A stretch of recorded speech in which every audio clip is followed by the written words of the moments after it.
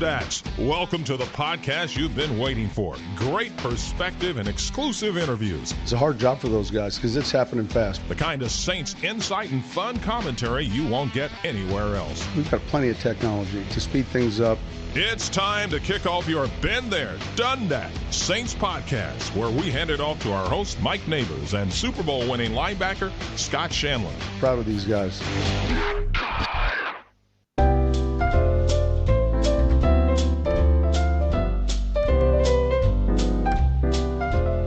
Happy holidays, Merry Christmas, Whodat Nation. Does anything put you in the holiday spirit more than shutting out Tom Brady and those defending Super Bowl champions? Welcome in to another Been There, Done That podcast. I am Mike Nabors. I'm going to bring in my partners, producer Justin Thomas and Super Bowl winning linebacker Scott Shanle shortly, but we'd like to thank our sponsor, DraftKings Sportsbook. Coming soon to Louisiana. It won't be long until you can bet on all of your favorite sports from the comfort of your own home. To celebrate, DraftKings Sportsbook is giving customers $100 in free bets when you sign up before they go live. You know what, guys? Download the DraftKings Sportsbook app now and use code DUNDAT when you sign up. DUNDAT Podcast. Those who sign up right now will get $100 in free bets to use once mobile sports betting hits Louisiana. Gambling problem? Call 1-877-770-STOP. 21 and over, Louisiana only. Availability varies by parish. Eligibility restrictions apply. See DraftKings.com. We'd like to thank our sponsors, DraftKings. Let me bring in my crew. And you know what? I really always look forward to talking to you guys, but really after this game. And Shanle, I got to say, you played for the Saints for many, many years. I've covered the Saints for many, many years. Justin Thomas has been a fan for many, many years. That win over the Bucs is one of the all-timers in the Peyton era for me. Definitely a top 5 win. Yeah, I would agree. And a lot of it is because of, everything the Saints have gone through this year. Starting the season off with a huge win over the over the Packers, and then they have all these injuries. There's been some COVID issues, all sorts of different things. Lost coaches early on in the year. And then you're playing the hottest team in the NFL against the MVP favorite. And the Buccaneers are rolling. They're at their place, 11.5-point favorites. And then you go in and you do that to them. It was, I think, because of all those things wrapped up into one, made it one of the most impressive victories. And I think you could argue that defensively is probably the most impressive performance since 2006. And we're going to get into the context of that. I also want to get your take on the P.J. Williams hit on Chris Godwin that put him out for the rest of the season. I'm going to come clean on my feelings on Taysom Hill, and you guys are going to enjoy that a great deal. We're going to get into predictions, more likely, and preview the Dolphins. But Justin Thomas, you grew up in New Orleans, unlike Shanle and I. You remember those Dome Patrol games. That was kind of like a Dome Patrol game, like an old school Jim Moore type stuff, wasn't it? Oh, it was great. It was funny because my cousin, who is not a Saints fan, he lives in Houston, he texted me and said, "Man, this game is so boring." I'm like, yeah, if you're not a Saints fan, it's boring. But it was a great defensive slugfest. I mean, it was just great watching the Saints shut down the number one scoring offense in the league. Shanle, we've talked about Tom Brady a lot on this podcast, and I've always defended him. I think the haters are jealous of him in a lot of ways. He's the GOAT. He's won all these Super Bowls, beautiful wife, blah, blah, blah, blah, blah. But one thing I always say, man, is my criticism of him, even before the past defeat, was him being a poor loser. And you really saw that on full display. Him throwing I get it. You get frustrated, but just the way he acts, he's supposed to be the GOAT. I mean, shouldn't you carry yourself a little better than that, Shanle? Yeah, there's no reason to act like that. And I agree with you, Mike. Like, I have respect for him, and I think he's the greatest quarterback of all time. I don't think a lot of people would dispute that. But because of that comes more responsibility in your actions. Like, listen, man, you got shut out. You got embarrassed on national TV. You've played this game a long time. The sun will come up the next day. There's no reason to act like that. There's no reason to run over, smash a tablet, yell at the Saints sideline. Like, I agree with you, Mike. I lost some respect for him because you've accomplished so many things. You should be an example. There's tons of people. There's kids watching. Like, there's quarterbacks that want to be like you. Let them know your greatness is from your competitive fire, but you don't need to show outbursts like that. I didn't really like it at all.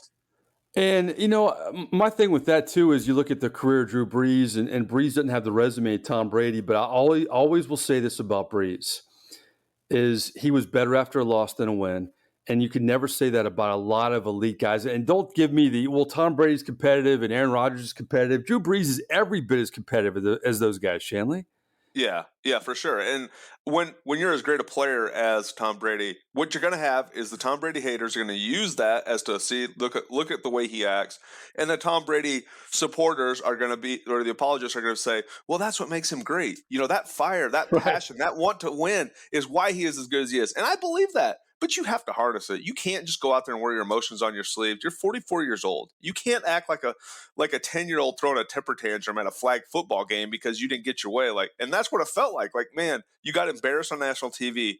Humble yourself, lose with some pride and some dignity, and don't give the Tom Brady haters so much fuel. And that's what he did.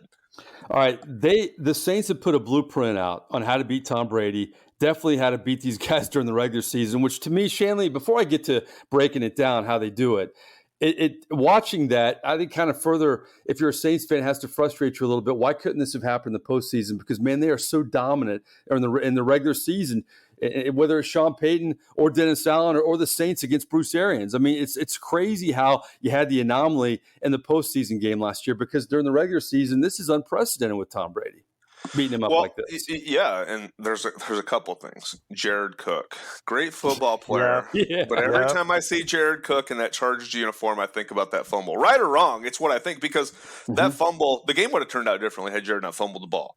And that's just the truth, and that's the way I feel about it. But secondly, there's a little bit of I love the Saints. I believe black and gold, but there has been a little bit of choke artist in the playoffs. And in those moments, in those biggest moments, we've been knocked out of the playoffs twice by the Minnesota Vikings. Are you kidding me? We've had some of the best teams in the NFL over the past 4 or 5 years, and we don't play our best football when it matters most, and that's frustrating. So if this team finds their way into the playoffs, into the tournament, you have to use those past scars that you've had in the playoffs and get ready for those games and play your best football, because you haven't played your best football the past 4 or 5 years in the biggest games. Absolutely. I mean, when you look at the defense, obviously they did everything right. I mean, Cam Jordan is playing like he was in the prime of his career. Marcus Davenport, Anyamata, they're all getting to Tom Brady. You have linebackers. You have Demario Davis matching up against the tight ends, shutting Gronk down. And Malcolm Jenkins had that huge stop against Gronk. And then the DB's playing really well. What is the key, though, defensively, when you really look at it? Why is this Saints defense able to do stuff against Tom Brady that nobody else can? Matchups. Every team that this Buccaneers team plays against, they have 2 or 3 matchups that they're just better than the opposing defense. Malcolm Jenkins, I think, played his best game of the year, covering Gronk and all over him. So you go down the matchup list. It's a reason why you draft Marshawn Lattimore, one of the top corners. He can X out Evans. You don't worry about that. He's got him. Then you take Jenkins, put him on Gronk. He's got him. He played great the other night. And that's why you continually build your secondary for these matchups. And then you take Chauncey, who covered really well the other night, tackles well in space, can cover tight ends, can cover backs. Now he's covering Scotty Miller in the slot, getting interceptions at the end of the game. Then you go to DeMario and Quan. Both can run, both can cover, play great in space. And then when you can play man-to-man because you like your matchups, because you don't feel like you're overmatched, you play man-to-man, now your front four gets to the quarterback because the quarterback has to hold the ball just a little bit longer in man-to-man coverage. And a lot of these defenses will go out there, they'll play zone, and Tom Brady will pick apart a zone faster than any other quarterback in the NFL. The Saints don't do that. They get in your face, play man, and get pressure on Tom. And I think Tom, remember the Sam Darnold quote with the Jets when he said, I was seeing ghosts out there? Yeah. I think every time Tom Brady plays the Saints, he sees ghosts. The last sack, it was almost, I cry uncle, I'm taking a knee, Shanle. It was that bad. It was amazing, the pressure they put on Tom Brady. Let me ask you this, though. I don't know if we've ever talked about this, but C.J. Garner-Johnson, man, C.D. Deuce, if he was on your defense back in 2009, how would you have enjoyed or maybe been nervous playing with a guy like that? Because he's great, but you never know with him either. Yeah, he reminds me of we had Anthony Hargrove, who was a really good defensive lineman, but you never knew what Anthony was going to do. Like, Anthony, come on. And Greg Williams would always say, I want everybody on this defense to walk on the line. Don't go over the line. Don't step over the line. I'll pull you back. Just get right on that line, but don't go over the line. Don't hurt the team. And he was always looking at Anthony Hargrove when he said that. And I feel like that's Chauncey. I would love to play with him. I think he would have fit great into our room, what we were doing defensively, because we were doing the same thing Dennis did. is doing right now. And so you love to play with guys like that because he loves the game. He loves to play football. And those guys they're infectious. They're infectious to your meeting room. They're infectious to your practice. They're infectious to your huddle on game day. So I would have loved to play with a guy like that. All right. Speaking of the defense, P.J. Williams had the big hit on Chris Godwin. Chris Godwin, you hate to see it. He's out for the season. Full disclosure, I live in Tampa. Always an interesting perspective on this game because I live here after either the wins in the playoffs for the Bucs or the losses that have been so many in the regular season. But I hear about all the injury excuses with the Bucs that, we lost Fournette, we lost Evans, we lost Godwin. Cry me a river, Bucs fans. Why don't you look at the Saints roster where Ramczyk is out, Armstead is out, you lost Kamara for a month, and, we'll get to Taysom in a second, but the quarterback situation hasn't been ideal either. But that P.J. Williams hit has been a big crying point for Bucs fans this week. It was a dirty hit. It was unnecessary. I love what Deuce McAllister had on Twitter this week I don't know if he was a Bucs fan, but he was a critic of P.J. Williams' hit. He said, have you ever tackled a guy like that in the open field? Shanle, what's your take on P.J. Williams' hit? Was it a dirty play? It was football. It was football. And if we take that play, if we take tackling low out of the game of football, we will never have football again. And I know people said that when we talked about the head injuries, but they have done a great job with making the game as safe as possible. If you overcorrect and you try to make a DB, some of these DBs are 5'11", 190. So you're going to tell a guy, you know what, you're 5'11", 190, and Gronk catches the ball across the middle full speed. You have to tackle him high. You're going to see more head injuries with the DB. You're going to see more separated shoulders with the DB. You cannot take this type of tackle out of football. I know every now and then somebody gets hurt. Somebody tears an ACL. Somebody hurts a knee. It's football. You know who you blame? You blame the quarterback. Yep. Tom Brady should not have thrown that ball. If he really cares about Chris Godwin's health and his ability to keep playing after that, he should not have thrown that football. So Tom Brady needs to look at himself before he changes all the rules of the game. Yeah, the Bucs fans are just crying and crying this week. It's amazing, especially where this franchise was a couple of years ago. That's what's great about the NFL, though. You can flip things around pretty quickly. All right, I'm going to come clean. And I'm sorry, and I was wrong, and I tried to hang in there with you, Taysom. But boy, oh boy, what made that game even more amazing was the ineptitude of Taysom Hill and the offense. 3 and out, punt. I mean, you saw Gillikin over and over and over again. I'm going to admit it, Justin, and you can fire away. I'm going to admit it, Shanle. I tried to say maybe Taysom Hill could be that guy. Okay, it's almost Christmas 2021. I'm joining the Shanle Justin camp, but you guys have at it. Go ahead. I'm done. Scott. Well, I don't have much to say, Justin. I'm not surprised. I'm just surprised that Mike chose a game against one of the best defenses in the NFL to now decide that Taysom can't play quarterback. Taysom Hill is what he is. Taysom Hill cannot drop back and throw the football. He is an outstanding football player. You can win games with Taysom Hill. We've seen that. But your defense better play elite. You better be able to run the football. He made a couple nice throws. Callaway made a couple deep throws early in the game that I think really helped the Saints win that game. But he is what he is. He wasn't a great thrower in college. He's just not a passing quarterback. And you can get by with him playing quarterback, but you can't put all your eggs into him being your franchise quarterback. Have at it, Justin. You know what? When I'm wrong, I'm wrong. Open floor, man. Let me have it. I mean, Scott's right. Look, there's no doubt he's a great player. I just didn't see a lot of the mechanics that a good QB has. And I think, too, like Scott said, I find it hilarious that you're going to pick the one game where we go up against a really good defense to decide, oh, wait, he struggled. Now he's not good. But I just don't think Taysom is the answer. I think he does maybe provide a little bit of a spark. But, the Saints definitely have an issue on their hands going forward.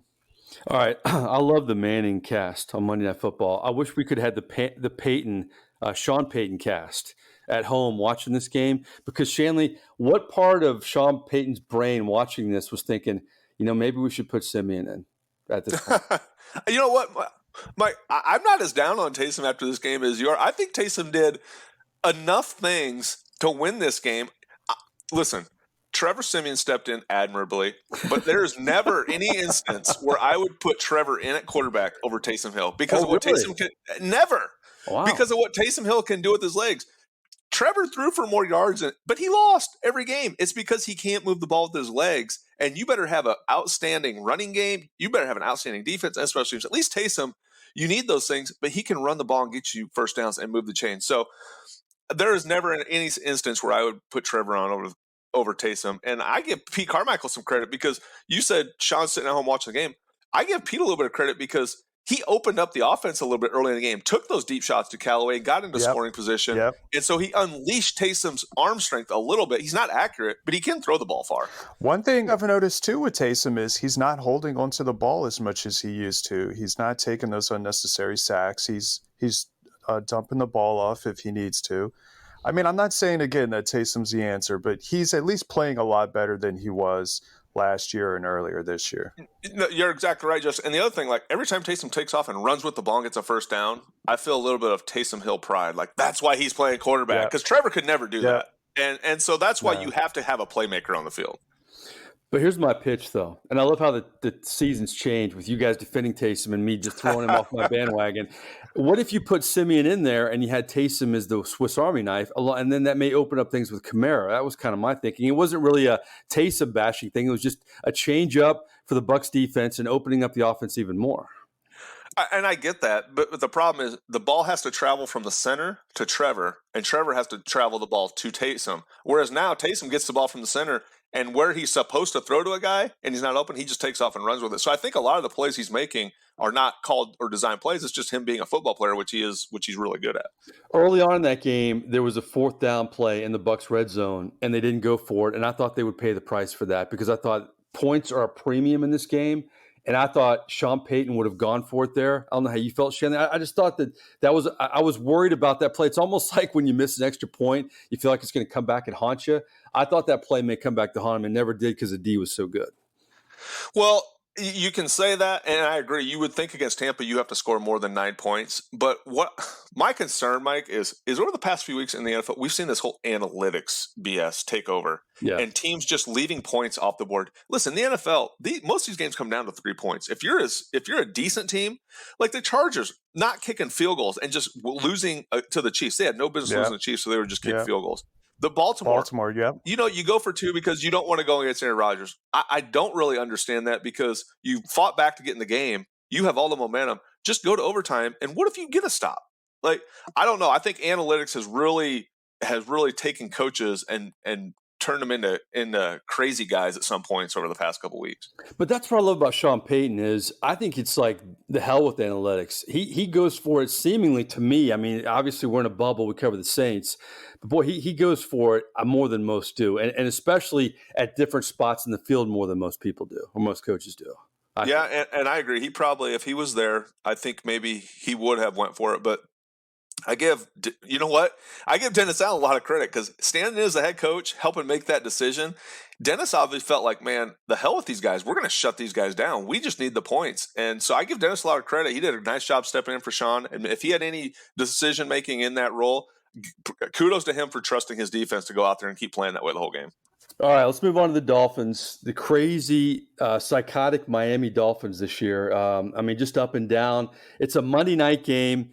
I'm nervous about this game because it's at home, Shanle. When did we ever think we'd say that? I'm nervous about it. They're going back home, man. Stay on the. I'd feel better if it was in Miami or South Florida. Oh my gosh, it's sad, very sad, but true. I mean, I don't know what the heck we're doing at home. I mean, we got blown out by the Bills. We lost to the Cowboys, lost to the Falcons, lost to the Giants at home. It's been awful. I mean, we beat Tampa Bay at home, but we beat Tampa Bay always during the regular season. And then Green Bay, we played at a neutral site. So you really have one home win against a red-hot Miami team who started the season 1-0. Then they went 1-7, and now they're 7-7. So on a 6-game win streak, it's crazy. They haven't beaten anybody though. They haven't beaten anybody. If you look at who they've played, they beat the Jets twice. That's all you need to know. So they're playing a red-hot team with a lot of confidence at home. But you know, I think the Dome's going to be rocking. I really do. I think the Saints fans, this team has fought back. They're going to show up. They're going to be loud. It's going to feel like a playoff game in there because this game, for all intents and purposes, is to probably get one of those wild card seeds. It's going to be a tremendous environment. I just hope this team takes advantage of it and plays the way they played the other night in Tampa. What do you think of Tua? I actually think people have been too hard on him. If he'd stayed healthy, it'd be interesting to see where he would be in his career. And I know it doesn't help that Herbert's just been lights out with the Chargers and was drafted in the same class. But what do you see from him in this game? What do you see from him overall so far since he's been in the league? Well, I'm not as down on Tua as a lot of people are. And when they drafted Tua high, if you're going to take a guy that high, you should have a lot of confidence in him. And I just felt like the Miami organization just took him to take him because they didn't get Joe Burrow. And they were looking to trade him the moment he got in the door. And I get it. Deshaun Watson is probably a better player than Tua. But all the leaks coming out of the building, trading Tua for Deshaun, getting rid of Tua for this guy, or trading Tua, and I'm sitting there looking at like, man, the guy's been pretty efficient. He's near 70% completion percentage. What's the deal? What's going on with Tua? He's a phenomenal person. And I was always really just surprised and a little bit frustrated they were giving up on this kid so fast. But he's done a good job. He's efficient. They knock his arm strength. But if you can be efficient, we saw that with Drew the last 4 or 5 years of his career. If you can throw for 70%, throw on time, be in rhythm, you can win a lot of games. You don't have to, if you go out there with a quarterback who can throw the ball 70 yards but only completing 50% of his balls, you're not going to win many games. So I'm not as down on Tua as a lot of people are. I saw a great interview this week with Steve Young on the Dan Patrick Show, and he said there's just a bias with left-handers, man, with the southpaws, man, because he's like, you can't tell me of all the kids in this country. I'm just paraphrasing. You just don't see them as quarterbacks. Is there a bias there because he's left-handed? I don't know. I'm not buying that one because you know what? There wasn't much bias against Michael Vick, who was left-handed. True. And they still love Michael Vick. And Michael Vick wasn't that great of a quarterback, really. When you look at what he did, he was fast. He was a great athlete. But we played Michael Vick. We were like, just make this dude throw the ball because he's not going to throw the ball where he's supposed to. And so I don't know. I think it's Steve Young maybe feeling a little bit sorry for himself and the left-handers. I don't know if that has anything to do with it. All right, before we get to our most favorite segment in the world, I love asking Shanle this because it's almost like my story time with Shanle. And I love it because you're honest, but we've debated this. We've gone up and down like a damn roller coaster. Can this Saints defense, does it have potential now to be the best ever? Are you giving them potential now? Because I know early on you wanted them to be, more turnovers and do this and that. But boy, after that one, is there potential now, Shanle, they can put some wins together? No.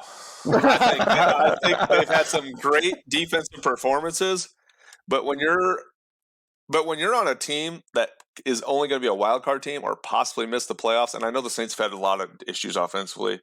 I can't put you up there and say you're the best defense ever when you frankly lost to Matt Ryan at home. Yep. You lost to Daniel Jones at home. Ooh. Those games stick out in my mind way too much to it has to be a complete body of work. Can't be just one game here or there. So I can't give it to him. I say I've replaced the Taysom angst for the best defense ever, the Peyton era angst. It's beautiful. Justin, you know what time it is, baby.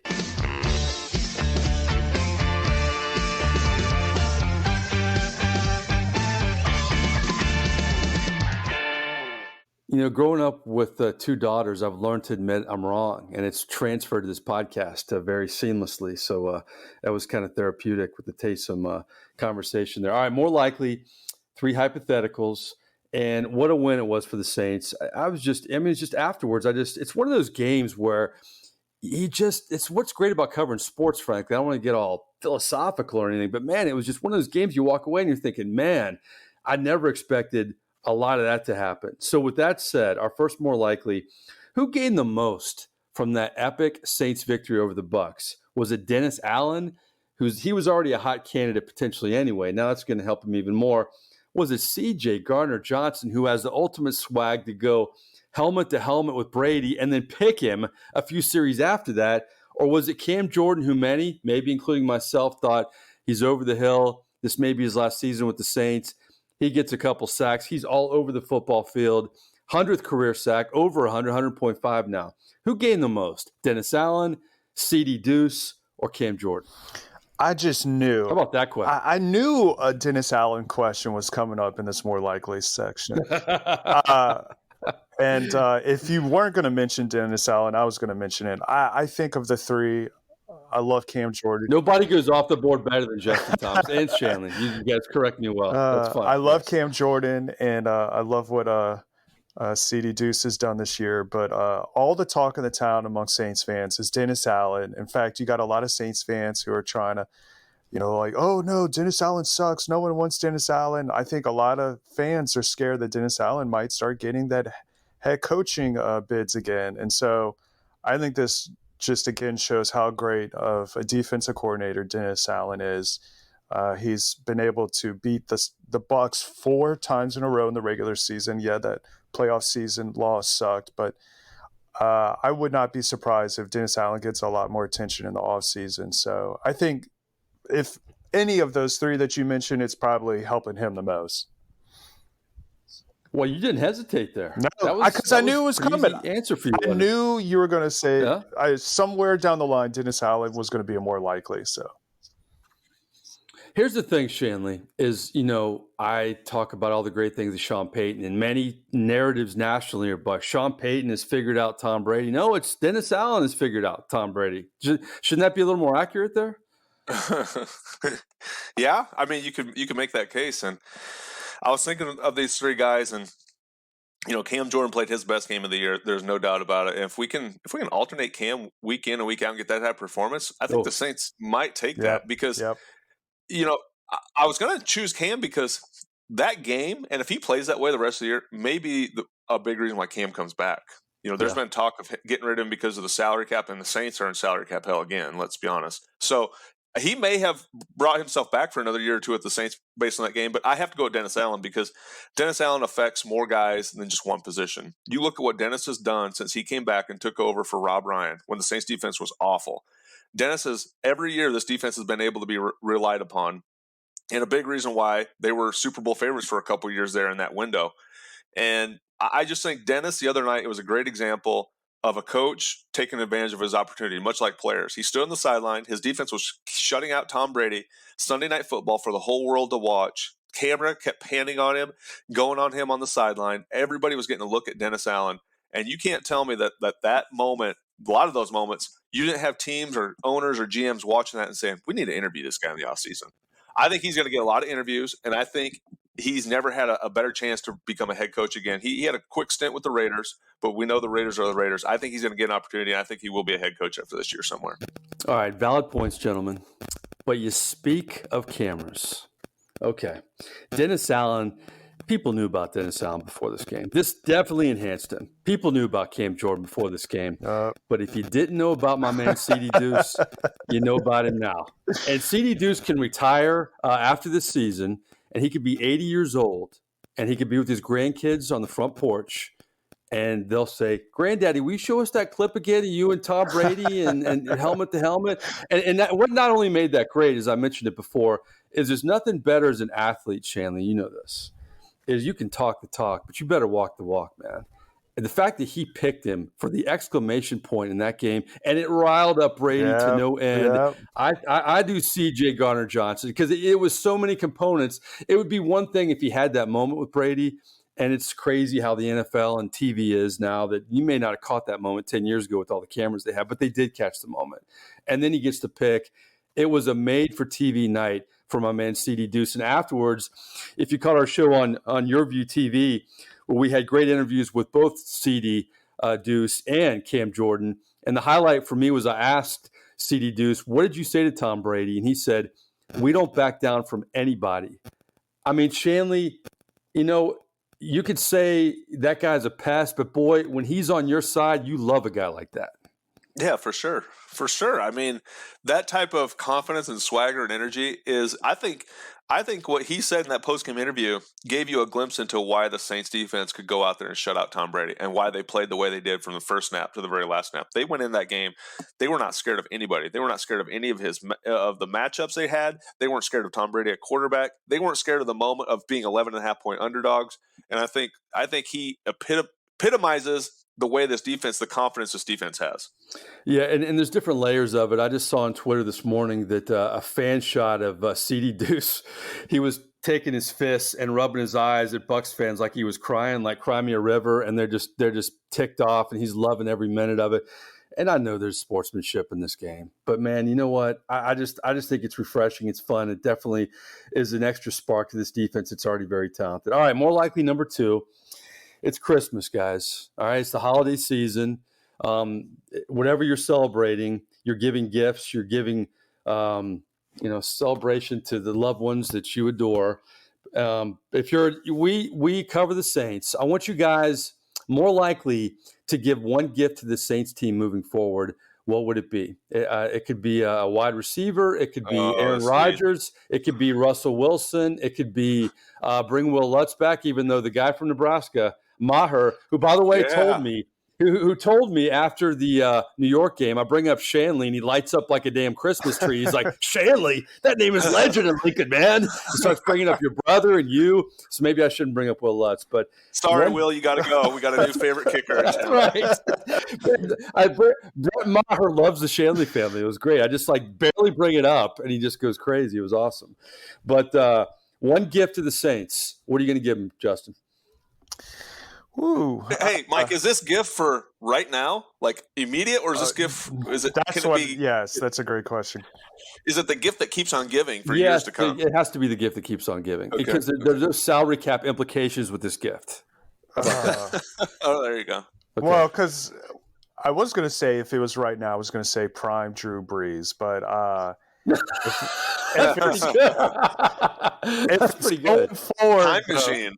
Yeah, if it's going forward, and you said it could have salary cap implications, but I was going to say if I could give a gift, it would be fixing the salary cap. I feel like that's the one thing on my radar going forward. Good. Justin's killing it today, Shanle. He's killing it, man. I like that. The prime Drew Brees fixing the salary cap. Man, see, I could have given you all these options. I wouldn't have said that. That's very good. All right, Shanle, what you got? No, Justin did a great job because my easy answer was going to say, well, this is easy. Everybody's going to say, I want a quarterback. I want a franchise quarterback. But technically, if you took your gift as having a higher salary cap, and you can create more wealth on your team. Yeah. Now you can fix everything. You can add wide receiver. You can do whatever you want to do. So I might have to roll with Justin and adding more money to the salary cap. I think that was a good one. It's like a salary cap gift card. It is. Gift cards, as we know with teenagers, the gift cards are huge. Well, I like gift cards too, frankly. Everybody likes a gift card. How about this? You know what? We've always talked about Michael Thomas. Maybe he won't play anymore. He's played his last football. And because I agree with the salary cap, so that would be my answer too, obviously. Okay, now that Justin brought up the great point. But now do you think, man, if they could get a quarterback, do you try to keep Michael Thomas? Man, those guys don't grow on trees, Shanle. Or what do you think of that situation? Do you think they'll revisit that, or is that just it's the damage has been done type stuff? Yeah, I mean, Michael hasn't played in 2 years. You're in salary cap hell. His salary is going to be immense. But I agree with you, Mike. Like, you're going to bring a quarterback in here, and you're not going to give him a number one, like a true number one wide receiver to throw to. How does that work? So, but I think it's much easier to go find wide receivers than it is to find a franchise quarterback. So if you have to get rid of Michael, if you have to dump his salary, if you have to trade him for somebody who is going to help your team somewhere else, I think you have to do it at this point. I think you're really painting yourself into a corner with the salary cap numbers. Yeah, because when I was proposing this question, I was thinking, well, obviously quarterback is what you need, but also wide receiver, because it's just amazing to me.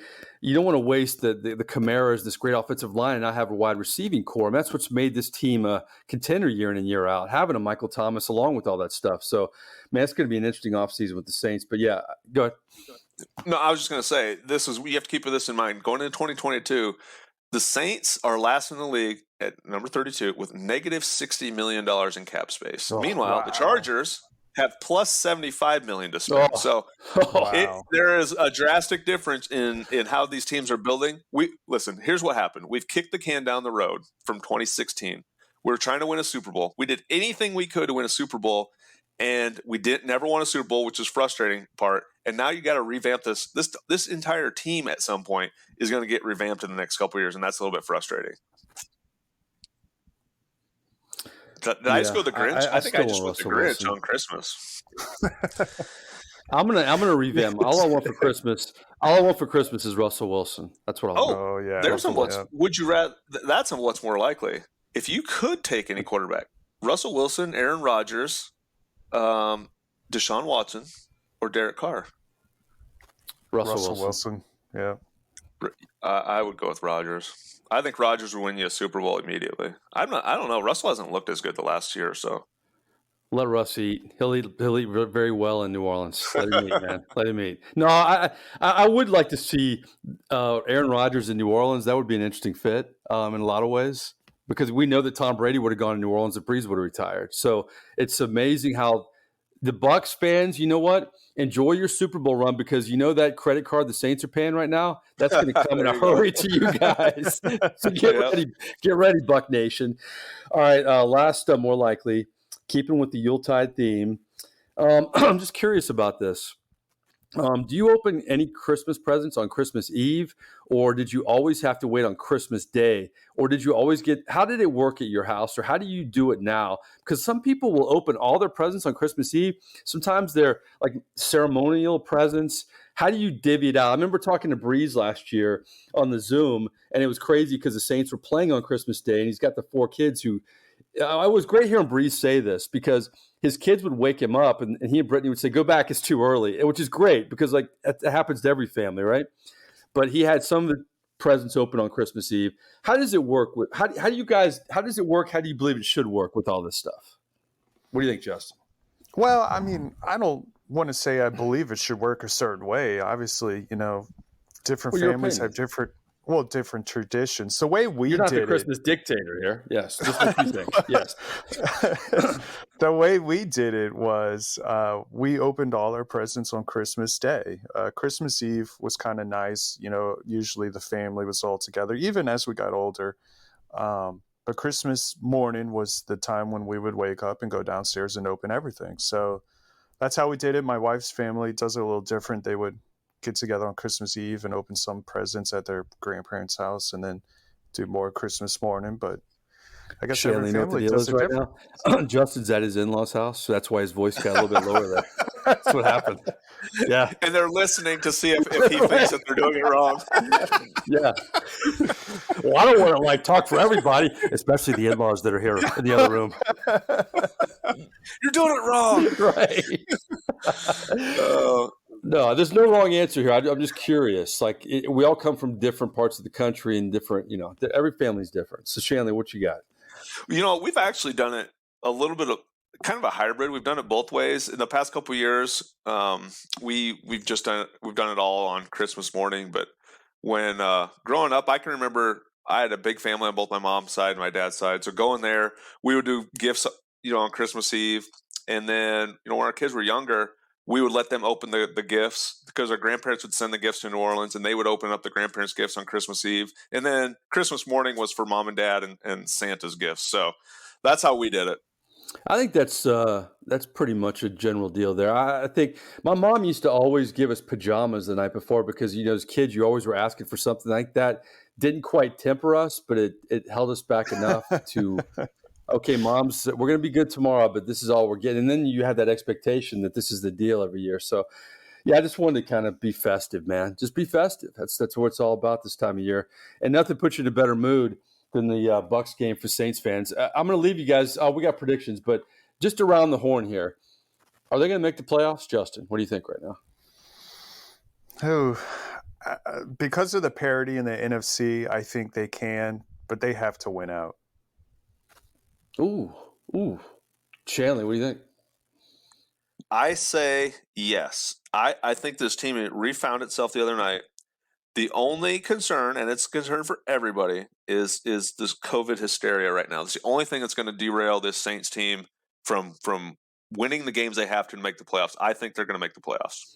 And we dropped this during the week. That's why I don't really break down who's in, who's out because of COVID. It's so crazy. So we try to speak on general terms. But I'm lukewarm. I thought originally they'll lose to the Bucs and they have a chance to win out.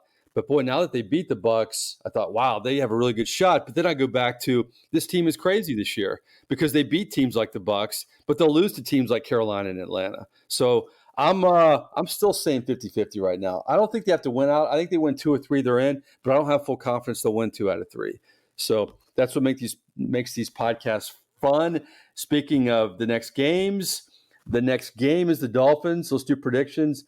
We've missed some weeks because of scheduling and our crazy lives, but right now Shanle is on top 8-8. Justin and I tied for second at 6-10. So there is time to catch Scott Shanle. But who do you like, Dolphins or Saints, Justin Thomas? I keep going back and forth. Do the Saints leave some coal in the stocking for this Christmas, or do they leave a Christmas win? This is a tough one. I think the high coming off of that huge win, we've seen it before where teams get on that high and then they lose the next game when they should win. I don't know this. Because this team has not been consistent, I really do not know what to think. But in the spirit of Christmas, I'm going to go with the Saints winning.